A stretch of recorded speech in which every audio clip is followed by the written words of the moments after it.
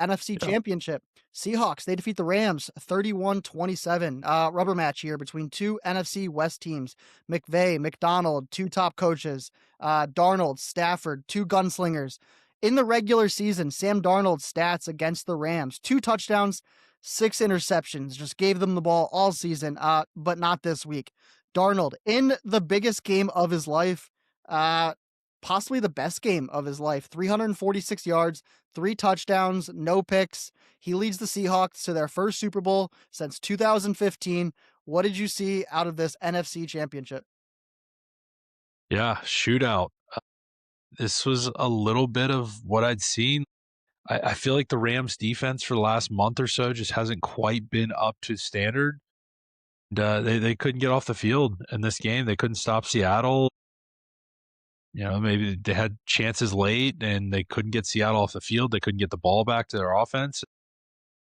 Yeah, the defense kind of cost them here. I think, look, if you're going up against that Seattle defense and you put up 27 points, you got to be feeling pretty good about that. That's all you can ask for from your offense. Stafford played awesome. Puka is just a freak, but the offense kind of did their job here, and the defense just couldn't get it done. Couldn't stop Sam Darnold and Kenneth Walker playing an awesome football game, and this Seattle team is just kind of rolling right now. Yeah, Walker, JSN, they kind of ate up this Rams defense. JSN, 10 catches, 12 targets, 153 yards, 1 touchdown. Walker, he's got some catching ability that I didn't really know about. Yeah. 4 for 4, 49 Yeah. yards. Without Charbonnet in there, he was doing just fine. 19 carries, 4 catches. They were working him. He had a great game. I think this game came down to special teams.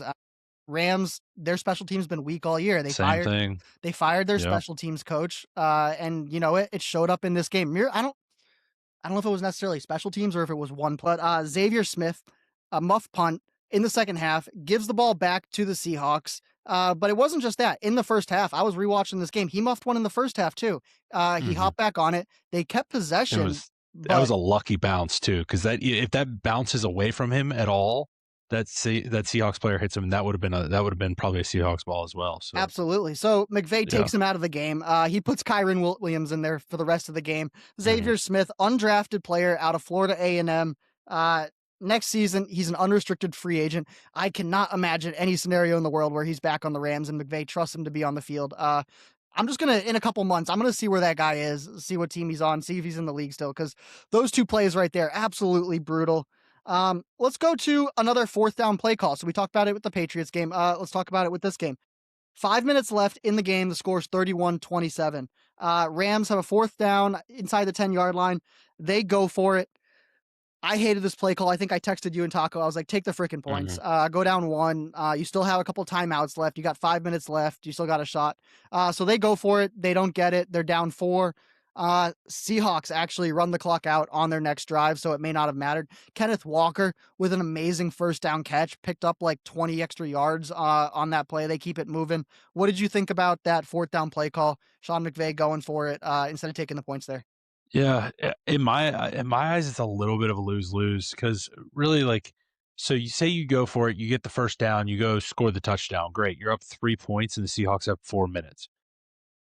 Nothing about what your defense has done is telling me that if the Seahawks have four downs the whole way down the field, that you're stopping them. At a minimum, you're looking at overtime because they're kicking a field goal.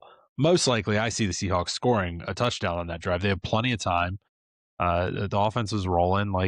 I think they would have marched down and scored. I mean, even when they're selling out after they stopped them, they're selling out trying to stop the run. They still couldn't really stop Seattle and get the ball back. They were struggling to even stop them then. So I think kicking the field goal made some sense, but at the end of the day, you still would have had to stop them, which they weren't able to do anyway. So I think that the issues with the defense and their ability to stop the Seahawks pretty much kind of limited them. I do think the field goal made a bit of sense because it was what, 4th and 6 maybe? I want to say 4th and 4, 5 minutes left. Okay, yeah. So I mean, it's not an unreasonable one to go for, but if I felt better about my defense getting a stop, I think I feel good about kicking the field goal, but I just don't think the defense was really getting much done. If the Seahawks, all they were going to need was a field goal anyway, I just feel like it was kind of inevitable that they were going to be basically getting to that field goal range. Yeah. Let's talk about Sam Darnold for a second. So 2018, he's the number 3 draft pick. He goes to the Jets. Horrible stint with the Jets, as every quarterback that goes to the Jets experiences. 13-25 with the Jets. He then goes to your team, the Panthers. So you saw him play for a Mhm. little bit. He went 8-10 with the Yep. Panthers.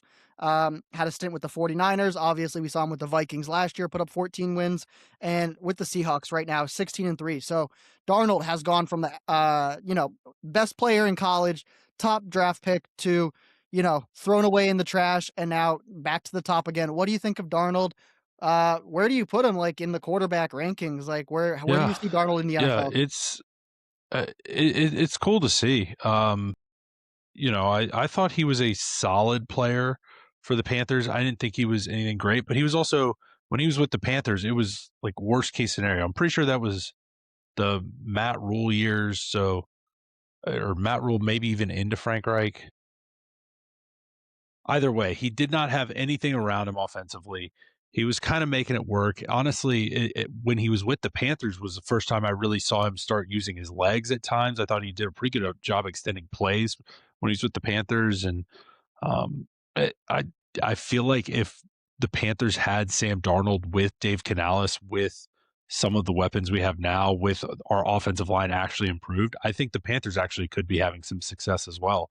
But it just didn't really work out at the time. And of course, it is very funny. Not funny as a Panthers fan, but looking back that we had Baker and Darnold right back to back and couldn't do anything with either of them. That's how bad our franchise, how bad a situation we were in. But I think it is cool, a little story of redemption. Um, I think it's very fitting that like you mentioned, it's the Jets, and uh, I think I saw a tweet or somebody was saying, uh, if Darnold prevents the Patriots from winning another Super Bowl, then he was absolutely worth the third overall pick or whatever they spent on him. So I I saw that. Yeah. I think This is all the more I reason for Dante Moore to go back to Oregon. Oregon. He can, yeah, see what no, Sam Darnold did. And he's like, I cannot take that same look, path. any quarterback that goes to the Jets and ends up flopping, it's unfair to count him out. And It almost makes Darnold me is proving question. It that. almost makes me wonder, like, how good is Zach Wilson? Like, is Zach Wilson a okay quarterback in the NFL, or like? You know what? Send him to Minnesota. Let Kevin O'Connell work on him a little bit, Yeah, and yeah. and we'll see. Yeah, I don't doubt that Zach Wilson can probably play a little bit, but I don't know. Let's I go don't know to if he's taking another. anybody to the Super Bowl. Let's go to another Seahawks player that's really popped off this year, JSN. I looked back at our podcast throughout this year. So on October 22nd, we did a segment. Yeah. We did the best wide receiver draft in football. Uh, Hmm. you started with Jamar. I went Justin Jefferson. You went CeeDee Lamb, Amon Ra. It took us to the eighth best wide receiver in football to get JSN. If we did this draft again currently, I don't think there's any chance in hell that JSN falls to 8. Where do you see JSN on this on the top wide receivers in the NFL right now? He's got to be top Yeah, 3 minimum. he's undersized, but he's just always open. It's unbelievable. It's incredible. He catches everything. One hand doesn't matter. It's all he needs. He sells Uh, his fakes he, better than almost any other wide receiver in the NFL, I believe, with the little head fakes to the outside and then Look, cutting it's back not like in. I don't think the Seahawks necessarily have bad wide receivers, but they don't have much else. It's pretty much going to him most of the time, and teams can't stop it. When teams know something's coming and they can't stop it, that to me is like, okay, that guy is a difference maker, because you can't game plan for it. You can't take him out of the game. Like, he's that good. And it's it definitely, he's absolutely in that special category of wide receiver. Um, I think he's proved it this year. It's been cool to kind of see his rise. Uh, I kind of hate it because it's just another Ohio State wide receiver that's making it work, but they really are kind of putting guys out, and Jeremiah Smith's gonna be next in line for that. So, um, yeah, they got something going down there, and they just keep putting out these studs. He's looking like a, I want to say at worst maybe top 4 fantasy pick for next year, maybe top 5. Like, where do you see him in fantasy next year? Jason, yeah, uh, obviously, like, I think losing the OC, or Assuming assuming Clint they Kubi, lose, yeah. if he leaves, that's definitely a little bit of a knock there. But uh, if they're able to retain the OC, then yeah, I'd be spending top 5 pick. I'd be considering him probably at 3. You got what? I would assume Bijan's probably gonna go 1, but Bijan yeah. Puka at 1-2. Then what? Jahmyr I Gibbs mean, is probably gonna be in there, but yeah. Gibbs, Chase, I don't JS. think I got I no don't problem if you yeah, take him at yeah, 3. Like I'm not gonna be like, what are you doing? Like absolutely. he's proved it. Last player we're gonna mention here, Matt Stafford. He's got 1 year left on his deal. He signed a 2-year, $84 million contract last year. So next year Hmm. he's due with a $48 million cap hit. That's 16% of the Rams cap. I think he's gonna win MVP. I think he had a better year than Drake May.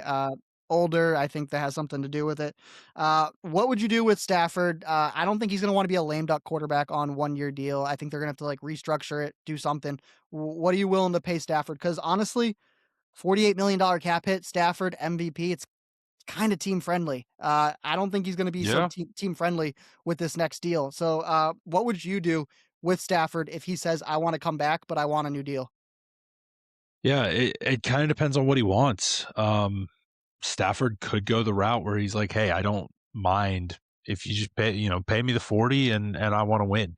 Maybe I could see Stafford going the Brady route a little bit. He's, unfortunately for Stafford, he did a lot of losing in his career.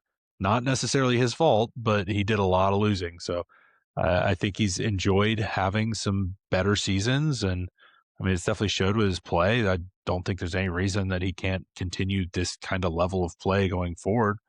Um, so yeah, if he wants more, I think you pay him more, but I also wouldn't be super surprised if he was cool being somewhat on the team friendly side and making sure he's got some of his guys around him. Being an immobile quarterback and not running, I mean, I think he can play for another 3 or 4 years as long his arm looks good, like, he's not running anyway, so yeah, if you want to sign him to, like, another I don't think they're gonna give him 3 years, but I think he might ask for No, something and like that's that, kind of you know yeah, what I mean? Like, I yeah, think, like, they wanna give him probably a 2-year contract, he'll probably be looking for, like, a 3 is my guess, so that'll be interesting to see what they do in the offseason. I if I'm McVay and if I'm the Rams, I'm like, "We got 2 first round picks, we're not taking a quarterback, there's no one here we want, let's freaking load up this draft, take some good players, and run it back next year and see if we can do it." Because I see no reason why the Rams can't put themselves back into this spot next year.